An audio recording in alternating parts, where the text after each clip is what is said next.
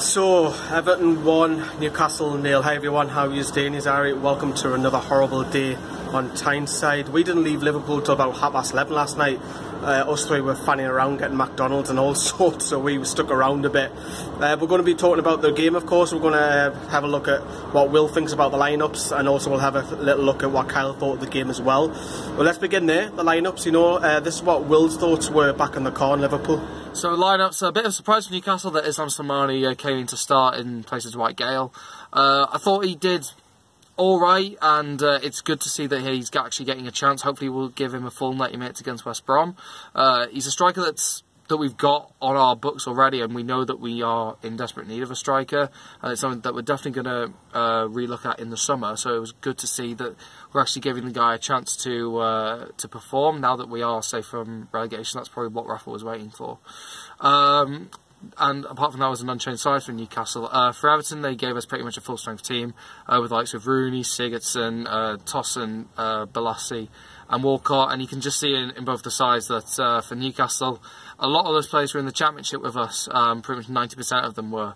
And when you look at Everton's team, you can see the quality and the money that's been spent in there. So a bit of an upgraded team on Newcastle.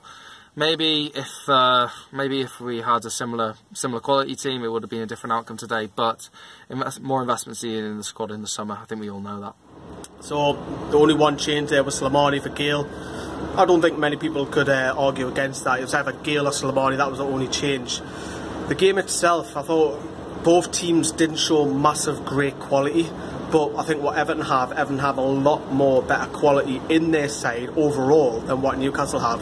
Everton can go out and spend 35 million on a player who wasn't even in that side last night, which is Sigurdsson, and don't miss him. Whereas Newcastle, we go out and spend 35 million, we would miss that player because we don't have the funds what Everton have. And I think, as I was saying in the quick thoughts last night, for Newcastle to try and jump that next bracket, Rafa's worked miracles being in the top 10 with barely spent any money, and it's to be 4 points behind Everton with the game in hand at this stage of the season with a few games left is absolutely brilliant from Rafa Benitez. And I think to jump that next step, expectations will rise next season, no shadow of a doubt about that. And there wasn't much in it, to be fair. Walcott scored, fair enough, a couple of maybe a defensive error in there, but overall the game was sloppy. It wasn't a great game. I thought the away fans were absolutely fantastic.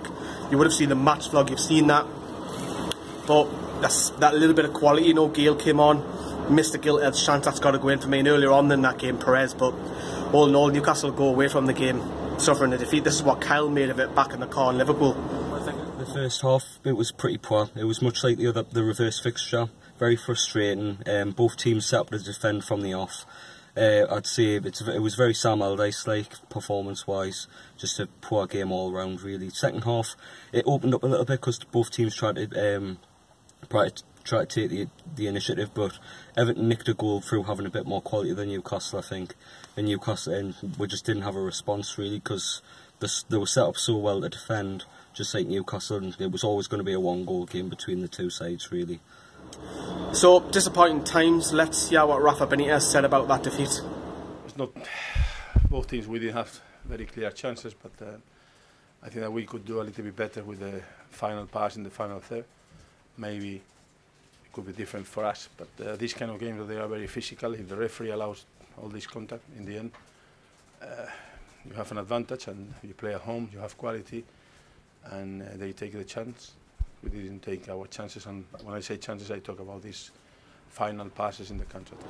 So, yeah, it's disappointing, of course. The pressure's off because we know that was safe, but we want to finish the season off a high. Of course we do. Looking at the league table, it doesn't make much difference to Newcastle sitting in 10th, but you want to consolidate top 10. It'll be fantastic achievement coming back in that Premier League. Overall, I thought the performances, Mo Diarra was probably the better player. We don't have the benefit of seeing any replays, but what we do have the benefit of being in the stadium, you can see all the pitch, whereas on the likes of Sky and international viewers, you only follow the ball. So we see a lot more off the ball being in the games, and so there's pros and cons of being in the game and not being in the game. Mo Diarra for me was the better player. I thought Perez, I would have liked to see him continue his goal scoring streak, but he didn't. I thought Slimani he's like a bull, and he sees red and he can't. Oh, he runs at you, and I think that's quality. He brings something different, and he makes defenders panic. And I think for me, you know, since he's gone with Slimani, I think he's got to go with him again against West Brom here behind us at St James's. Don't see any reason why to bring in Gale now. You know, I wanted Gale to start against Everton, don't get me wrong, but because now you've gone with Slimani, it makes no sense to bring Gale back in now. You've got to go with Slimani probably for the rest of the season. The defence was okay. There was no one who was like stand out clear that were brilliant from probably both sides, but obviously I'm going to be biased to say Mo Diarma was the better player, but overall it's disappointing me now. The away fans again have to give massive credit. I'm going to leave you a clip towards the end, and you know, a couple of Everton comments in the previous videos of slating our fans because we're celebrating a defeat. That's a load of bollocks, Everton fans. We're actually celebrating the fact that we go away and win, lose, or draw. Newcastle fans are like that every game, week in, week out, up and down the country. So I'll leave you with this final video. So Everton have won the game, but it won't stop the Toon fans from singing Newcastle, Newcastle, Newcastle, Newcastle, Newcastle, Newcastle, Newcastle, Newcastle, Newcastle, Newcastle.